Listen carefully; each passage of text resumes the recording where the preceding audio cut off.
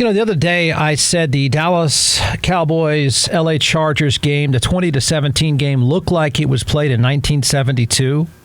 It was football straight from 1972. I think the template of the Cowboys actually is 1972. It really is, and that's not a bad idea, by the way. Turns out I was only off by 1 year. Statistically, that game was 1973 because statistically, the NFL is in many, many ways now 1973.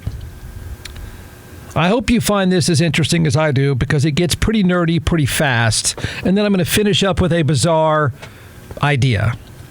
If you've watched enough football, I think it should be obvious. I would assume it's very obvious to most people. I'm a little bit surprised this is not a bigger topic, maybe just because I'm too nerdy, but it should be obvious. Scoring is down.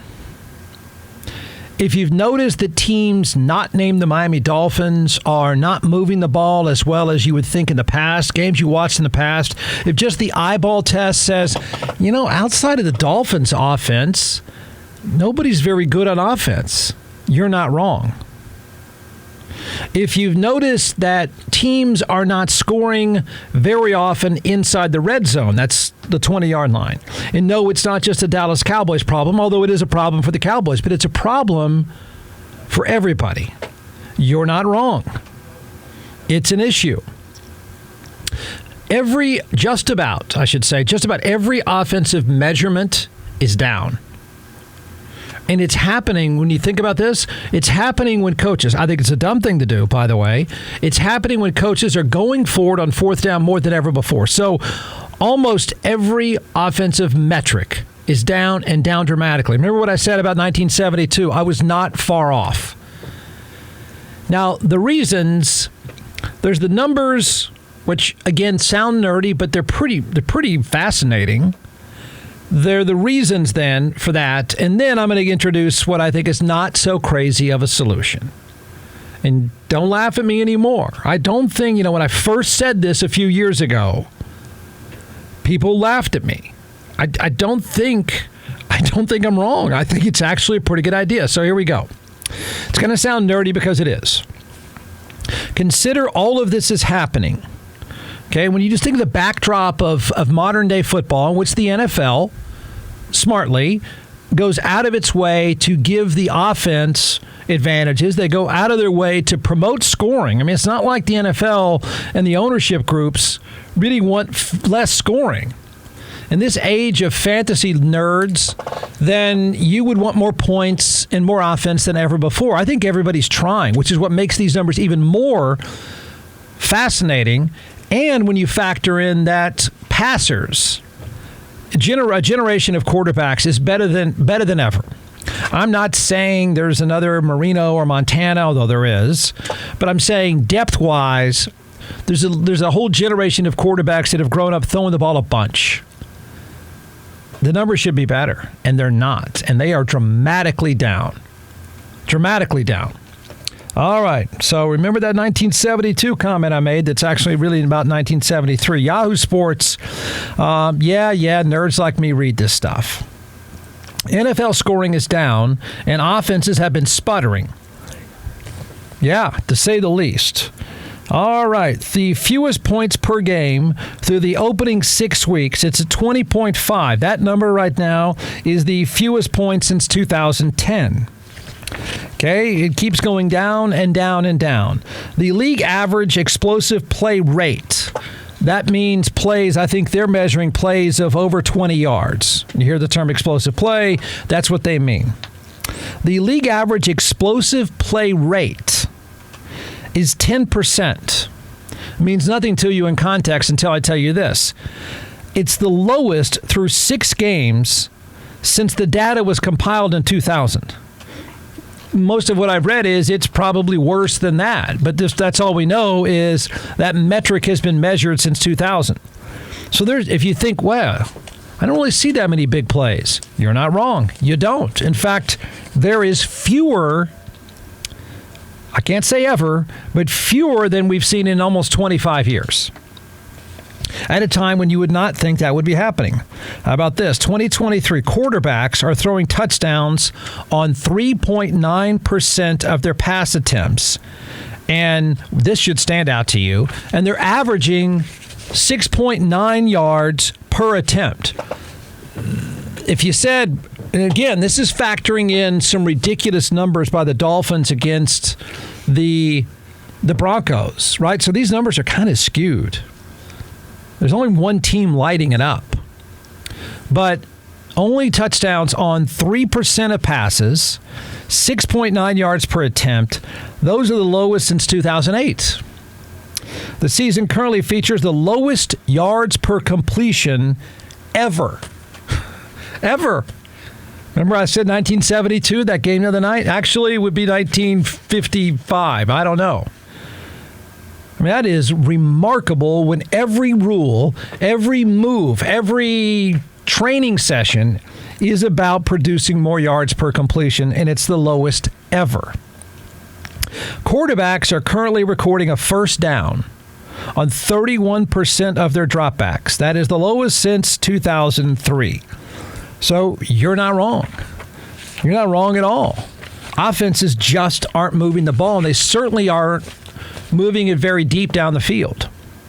Offenses are currently scoring touchdowns on 53% of their drives. Context, so that's a terrible number. That is a shockingly bad number in a game in which everything is built to favor the offense. 53.3% of their drives, the lowest rate since 2012. It's 10% lower than 2020. Okay? Again, a time when the quarterbacks are supposed to be better, offenses are supposed to be better. Every owner is hiring an offensive coach. If you think you see too many field goals, you are not wrong. So Cowboys fans, everything you keep seeing and you keep blaming for the Dallas Cowboys is happening league-wide to everyone except somebody named the Miami Dolphins.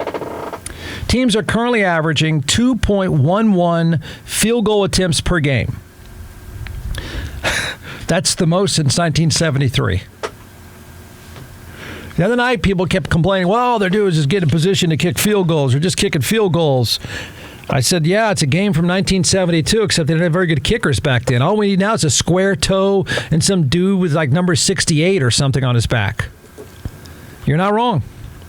There's more field goals. There's more field goals tried. There's more field goals missed. So what's at play? Okay, so not to get extra nerdy, the reasons are, there's quite a few reasons. And then I'm going to give you a wild solution. And I'll back it up. All right, so the reason for all these metrics, offensive metrics being where they are, lower and lower and lower. One, okay, teams, this is nerdy, but teams are using more zone defenses. I can't say that ever, but it's commonplace. So you're not seeing explosive plays because the defense, the secondary, is backed up. In other words, if you're, just a generic term, if you're playing a zone defense, what you're doing is making sure the ball's not thrown over your head and you're keeping the ball in front of you. So you're dropping back. And that's why you're not seeing explosive plays. These over-the-top plays, these long, these bombs. Remember everybody used to talk about in the NFL bombs, throw a bomb or whatever? You don't see that anymore. Rarely. In fact, the big plays that you ever see, which are rare, and this is usually the Miami Dolphins, are actually because some guy catches it underneath and then breaks a few tackles and takes off. That's the big play of today. Defenses are making offenses be more consistent. Defenses are making the quarterbacks be more efficient. And I have a theory why that is too. So part one, why you don't see more big plays, why the passing yards are where they are, why the completion rates are where they are, is that defenses have just backed up and said, sure, throw it for 4 yards. The other reason, and I think this is playing into all of it, and I never hear people talk about this, although think it through, it's true. I think edge players, Micah Parsons, Nick Bosa, go down the list. Edge players, these guys who get out there, they make all the money, they're told just chase the quarterback down and wreck him. That's it, right? Edge players are better and more disruptive than ever. That's part of the reason why I think offenses are doing what they're doing. This is part of the reason why offenses are stuck in quicksand is because defenses are better, but they have this particular player, more of them in the league now, that are able to disrupt. It is a glamour position. It is a highly paid position. The highest paid defensive player of all time until Micah Parsons becomes the highest paid defensive player of all time. The top two are going to be edge rushers. Nick Bosa and soon to be Micah Parsons. And then somebody else who has a lot of sacks, they're going to be on that list too. It is the defensive equivalent to a quarterback, or edge players. It used to be that if you would watch a game, it used to be that you would see maybe a few good pass rushers, but now it is the marquee position, one of the marquee positions in all of football. My Lawrence Taylor theory has always been that edge rusher, that type of player that is so athletic and so fast that he can run around you too fast. You have no answer for him. They're so good and athletic now, they wreck the offense. That's partly why I think teams play more zone defense is they're saying, all we got to do is just let our dude go. He'll get to you. We want you to think you're going to sit in the pocket because you can't. All right? I think that's part of it. You can disagree all you want if you want to be extra nerdy. Okay. So I don't know what the other reasons would be, to be honest with you. I can't really think of them. You can't say it's the rules. You can't say it's, the quarterbacks aren't very good anymore. What do you mean? They've been passing since they were 5 years old. Everything is to make the offense better, and everything is going the opposite way offensively. And I gave you what I think are the reasons, the solution. Okay? I said this about player safety probably more than once, but it certainly applies here.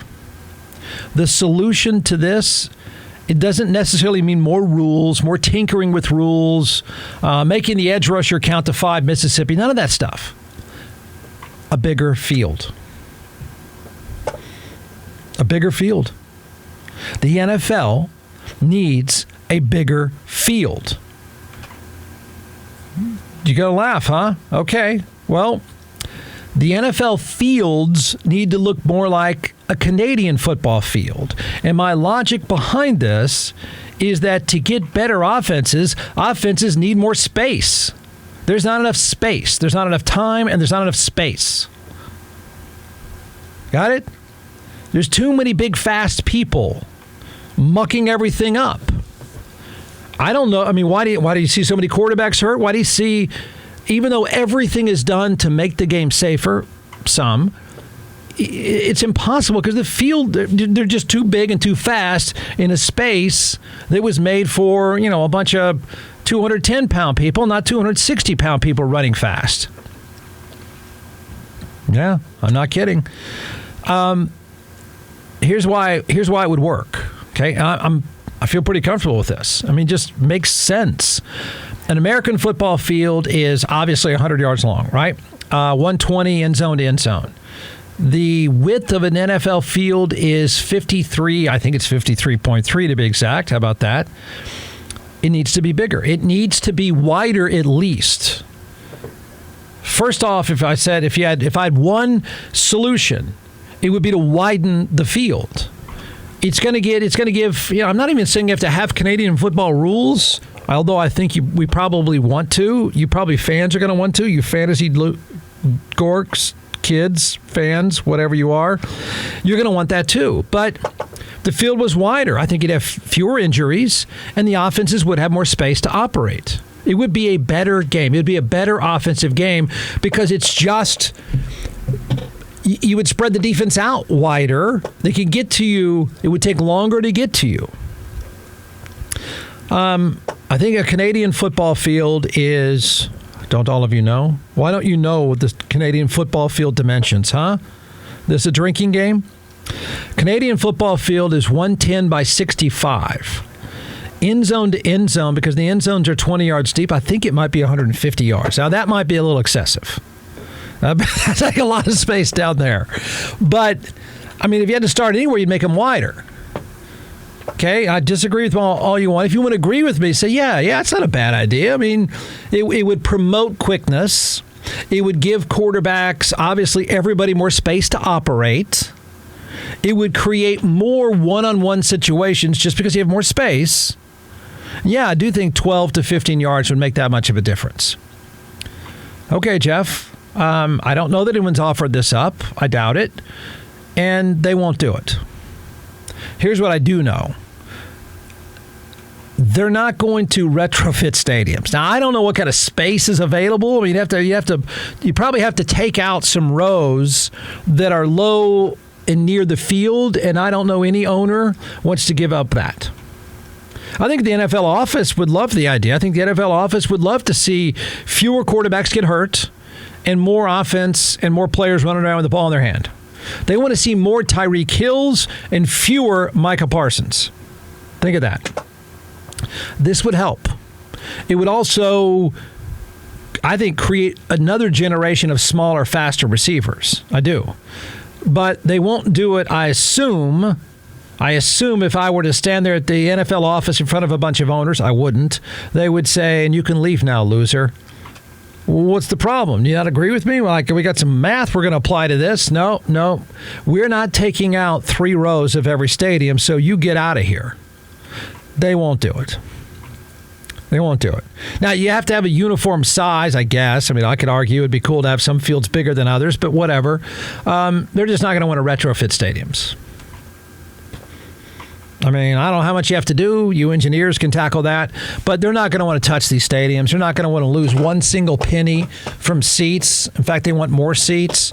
So my idea, my solution, which I will argue with you is a pretty good solution, which would make the game more entertaining and safer, is never going to happen because the owners will say no.